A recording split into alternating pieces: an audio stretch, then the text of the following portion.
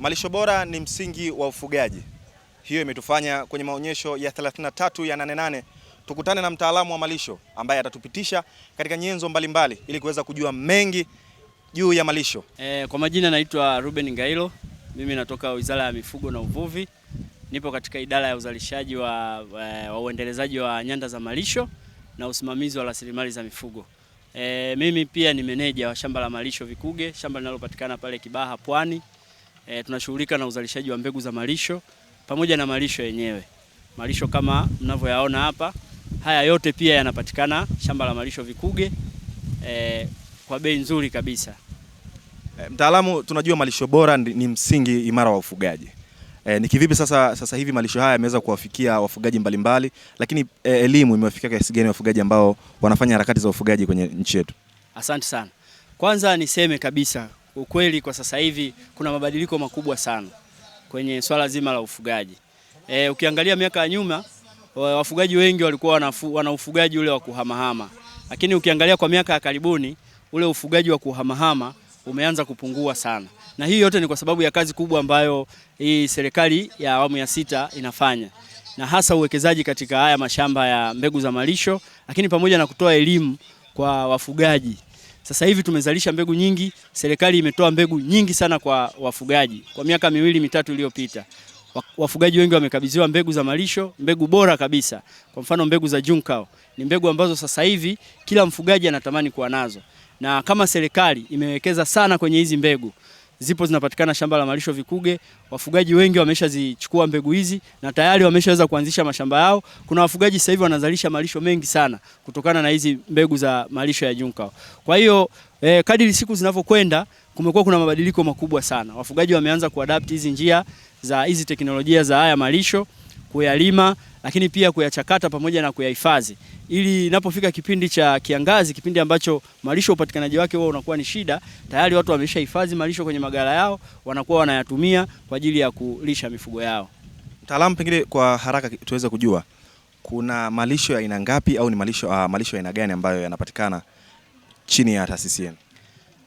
Malisho tunayo makundi 4 ya malisho. Tunayo malisho ya jamii ya nyasi, tunayo malisho ya jamii ya mikunde, tunayo malisho jamii ya miti malisho, lakini tunazo nyasi lishe. Kwa hiyo haya makundi yote matatu ni makundi ambayo ya malisho ambayo yanapatikana chini ya taasisi yetu, lakini na sehemu nyingi mbalimbali na taasisi nyingi wanazalisha. Kila kundi lina kazi yake muhimu kwa mnyama. Ukianza na kundi la nyasi, kundi la nyasi linampa mnyama linampa mnyama nguvu. Tunasema ni chakula cha wanga. Kama ilivyo kwa binadamu, tunapokula ugali tunapata wanga, basi mnyama yeye akipata nyasi anapata wanga. Lakini mikunde inampa mnyama protein. Ni muhimu sana mnyama akapata protein. Kama ilivyo kwa binadamu. Binadamu tunahitaji kupata mlo kamili. Mlo kamili tunaupata wapi? Tunaupata kwenye ukipata protein, ukipata wanga. Hata kwa mnyama ni vile vile. Anahitaji kupata wanga, anahitaji kupata protein na kadhalika. Kwa hiyo haya malisho yote kwa pamoja ndio yanatengeneza mlo kamili wa mnyama, ambaye sasa akipata ndio anaweza kukupa maziwa mengi, anaweza kukupa nyama nzuri na kadhalika na kadhalika. Kwenye uliyozungumza hapo umetaja sana mchango wa madini kwenye ufugaji. Kuna changamoto kubwa ambayo pengine inakatisha tamaa wafugaji wengi, changamoto ya magonjwa kwa wanyama.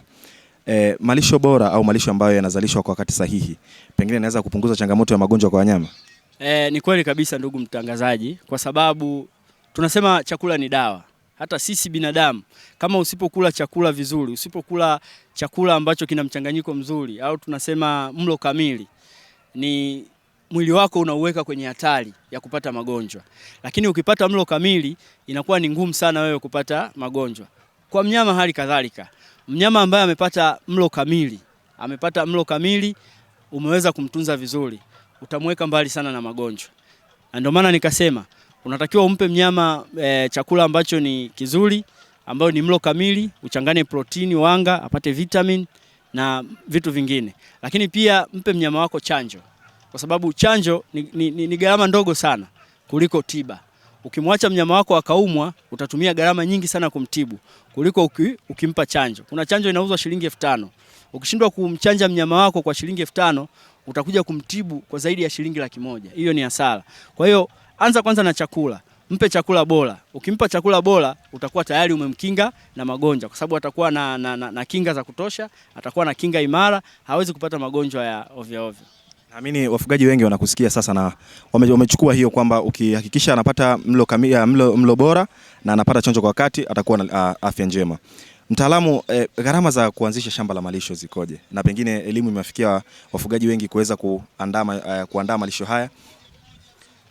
Gharama za kuanzisha mashamba ya malisho kama unavyoona hapa, tuna jamii mbalimbali za malisho, lakini nimesema hizi jamii ndio zinazochangia kuleta mlo kamili kwa ng'ombe.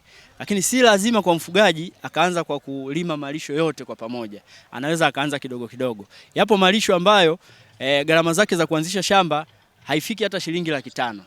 Kuna mengine kama ni nyingi sana hazifiki hata shilingi 1,000,000. Kwa hiyo anaweza akaangalia wapi, yani popote anaweza akaanzia. Ukiwa na shilingi 140,000 yamkini, unaweza ukanunua mbegu, ukapata mbegu za kuweza kupanda eka moja.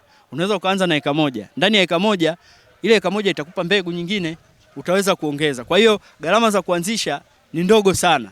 Ni ndogo sana ukilinganisha na faida ambazo unakuja kuzipata. Majani kama ya Junka haya, eka moja unahitaji shilingi 400,000 tu ili uweze kuanzisha eka moja. Na ndani ya eka moja unaweza ukavuna malisho ambayo ni zaidi ya tani 100. Ukiwa na tani 100 unaweza ukalisha zaidi ya ng'ombe 20 kwa mwaka mzima bila kutegemea malisho mengine. Kwa hiyo gharama za uanzishaji wa haya mashamba ni gharama ndogo sana ukilinganisha na ni faida ngapi ambazo unakwenda kuzipata. Pengine mtaalamu, sasa umetuambia upande wa gharama. Muda wa kusubiri sasa mpaka malisho haya yaanze kutumika au malisho haya yaweze kuwa yamekomaa ili ng'ombe aweze kupata, inahitaji muda kiasi gani ili kuweza kupata faida ya malisho? Malisho ambayo yanakomaa kwa muda mfupi sana yanachukua miezi 2. Yaani ukipanda mbegu, baada ya miezi 2 tayari utaanza kupata malisho. Malisho ya Rhodes ukiyapanda, ukayatunza vizuri, ndani ya mwezi mmoja mpaka miezi 2 yanakuwa yapo katika hatua ambayo unaweza ukayakata na ukawalisha ng'ombe wako. Kwa hiyo hayo ni malisho ya muda mfupi sana. Lakini malisho ya Junka yenyewe yanachukua miezi 3. Ukiyapanda utasubiri miezi 3 tayari utapata mavuno. Kwa hiyo kwa wakulima ambao wana uwezo, unaweza ukaweka mifumo ya umwagiliaji. Ukiweka mifumo ya umwagiliaji kwa malisho ambayo unaweza ukavuna kila baada ya miezi 3, una uhakika kwa mwaka unaweza ukavuna sio chini ya mara 3. Sasa kama utavuna sio chini ya mara 3, una eka moja ikazalisha tani 100, ukivuna mara 3 tayari una tani 300. Tani 300 unawalisha ng'ombe wangapi? Ng'ombe wengi sana. Au kama una ng'ombe 20, ina maana hiyo tani 300 utawalisha zaidi ya mwaka mmoja, miaka 2.5 au miaka 3. Utakuwa unawalisha ng'ombe wako. Kwa hiyo hizo ni faida chache ambazo haya malisho yanaweza yakampa mfugaji. Kwa kumalizia mtaalamu, kuna kasumba moja ambayo ipo katika nyanda fulani za ufugaji kwamba ng'ombe wengi wa maziwa wanahitaji pumba pamoja na mashudu ili waweze kutoa maziwa mengi pengine. Neno lako sasa kwa watu ambao wanaamini kwenye mapumba pamoja na mashudu na sio lishe au lishe hizi ambazo zinapatikana huko? Yes. Ndugu mtazamaji na wafugaji wanaonitazama wakati huu, pumba na mashudu sio chakula cha ng'ombe, sio chakula cha msingi kabisa cha ng'ombe. Chakula cha msingi kabisa cha ng'ombe ni majani. Katika mlo ambao ng'ombe anatakiwa kuupata kwa siku, 70% ya mlo wake inatakiwa iwe ni majani na sio pumba wala sio mashudu. Mashudu na pumba tunasema ni vyakula vya ziada. Akisha kula majani akashiba, ni kama binadamu ambavyo umekula chakula chako, umekula ubwabwa usiku, umekaa unaangalia TV, unaletewa popcorn au karanga, unakula. Kile sio chakula cha kikuu. Hawezi akakuletea popcorn ukasema ndio unakula unakwenda kulala, haiwezekani.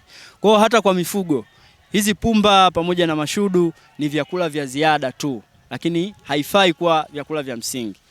Kwa hivyo 70% unatakiwa umpe majani. Ale majani ya kutosha ndio atakuzalishia vizuri. Hivi vyakula vya ziada ni 30% tu ndio inatakiwa iwe hivi vyakula vya ziada. Na katika 30% unakuta ni pumba, mashudu, yale mawe ya kulamba pamoja na madini mengine yote yanatengeneza 30%. Kwa hiyo utakuja kuona pumba na mashudu inaweza kuwa inachukua 1% ndogo sana. Na sio kama wafugaji wengine wanavyochukulia kwamba nikimpa pumba, nikimpa na mashudu na kuwa nimemaliza. Hapana, wanakosea sana. Na kwa mantiki hiyo inawezekana hata uzalishaji ng'ombe hauwezi kuwa mzuri.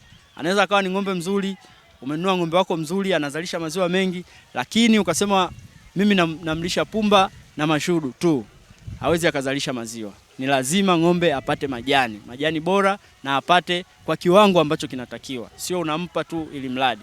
Mpime ng'ombe wako, jua uzito wake, mpe chakula kulingana na uzito wake na mahitaji yake ya mwili.